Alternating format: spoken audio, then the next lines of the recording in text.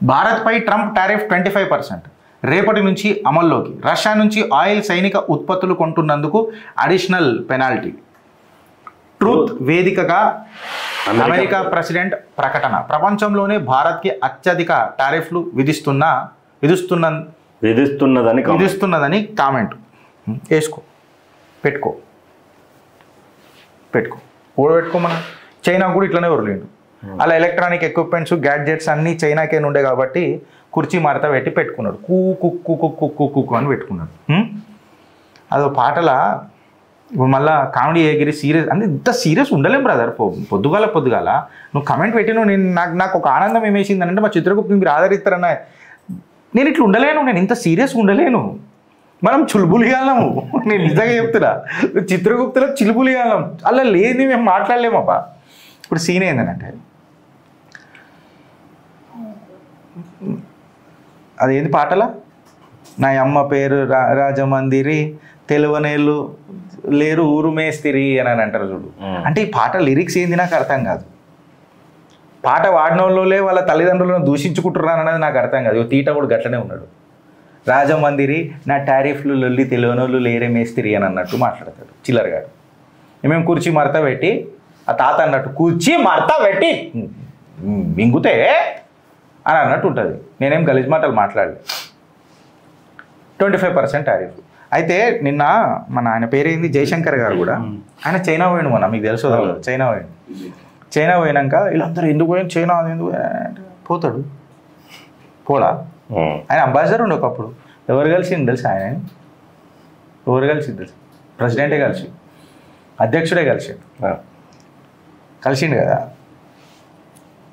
మోటా discussions ఏం జరిగినాయి అంటే నాకేం ఫోన్ చేసి చెప్పలే, బట్ కథనాలు వచ్చినాయి చెప్తున్నా. మన భారత్, రష్యా ఇంకా చైనా ఈ 3 దేశాలు కలిస్తే ఈ తీటగాని తాట తీయచ్చు కదా అని ఒక డిస్కషన్ అయితే అయిందంట. ఎందుకంటే భారత్కి, రష్యాకి, చైనాకు కెపాసిటీ ఉంది, పాపులేషన్ ఉన్నది, ఇన్ఫ్యాక్ట్ చెప్పాలంటే బిజినెస్ కూడా ఉన్నది. లేదా ఈ 3 దేశాలు కలిస్తే పుచ్చలు వలిగిపోతాయి ఒక్కొక్కటి. వీళ్ళ దగ్గర ఏమున్నది గడివిగా ముడతల ముఖముడు హైదరాబాద్ అంతా. అది వేరే విషయం. నేను ముసలోని అయితే నాకు కూడా ముడతలు వస్తాయి, కానీ ఇంక ముడతలు ఎక్కువ ఉంటాయి నాకంటే పక్క. తీట ముడతలు అవి, ఉట్టి ముడతలు కావు కదా, తీట ముడతలు అవి. అరే ముడతలు ఒకటి ఎక్కువైంది బయట చూడు. అయ్యా పేపర్ కూడా ఇష్టం లేదు ఈ ముఖానికి. తీట మొక్కపోడు ఈడు పెడతాడు. ఇటు భారత్ మీద కూడా 29 సార్లు ఎందుకని అన్నాడు అనుకున్నావు? ఇలా రాహుల్ గాంధీ అని అన్నాడు కదా, 29 సార్లు అన్నాడు. ఏం మాట్లాడతలేదు, అది చేస్తాడు.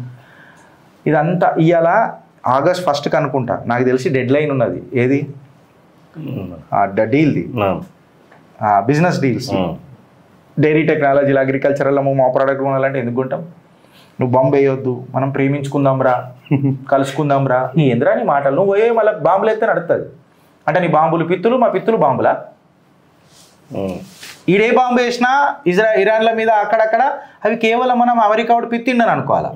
అదే మనం వీడికి డుర్రు అని విత్తినా ఓ బాంబు వేసి భారతోడు అని అంటాడు. అంటే మన పిత్తులే బాంబులు అయితే అంటే భారత్ ఎంత గొప్పదో చూసుకోరు. వీడు మళ్ళీ ప్రేమే మార్గం, ప్రేమే లక్ష్యం, సేవే మార్గం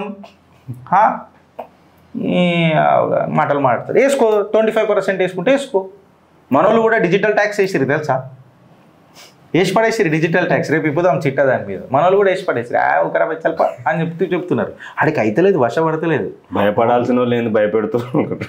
మనం ఎప్పుడు భయపడలే వీడికి, మనం ఎప్పుడు భయపడలే. భారతీయులు ఎప్పుడు భయపడలే. ఇందిరాగాంధీ భయపడు. మళ్ళీ ఇందిరాగాంధీ భారతీయురాలు కాదంటే భయపడ్డాడు భారతీయుడు కాదు.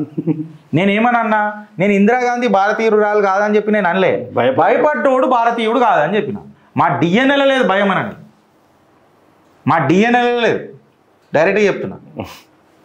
మేము ఇలా ఐరన్ లేడీ అని అంటారు కదా భయం. కాంగ్రెస్ వాళ్ళని అడుగుతున్నాం, మాట చెప్పురు నాకు. దానికి ఏం లింక్ పెట్టినామంటే గుర్తొచ్చింది. పొద్దున గుర్తురాలి, ఇప్పుడు గుర్తొచ్చింది. ఐరన్ లేడీ అని చెప్తారు, కాకపోతే మీరు వేసింది ఐరనీ అని అంటారు. సరే, వాళ్ళు అంత పెద్ద తోపు కొట్లాడారు కదా పాకిస్తాన్తో. మీరు ప్రెసిడెంట్ నిక్సన్కి లెటర్ రాసినప్పుడు నేను రిక్వెస్ట్ చేస్తున్నా, అర్జు చేస్తున్నా, నన్ను మోడీ అట్లా రాయలే. నిన్న పార్లమెంట్ సాక్షిగా నా మోడీ ఏమని మాట్లాడిండు తెలుసా?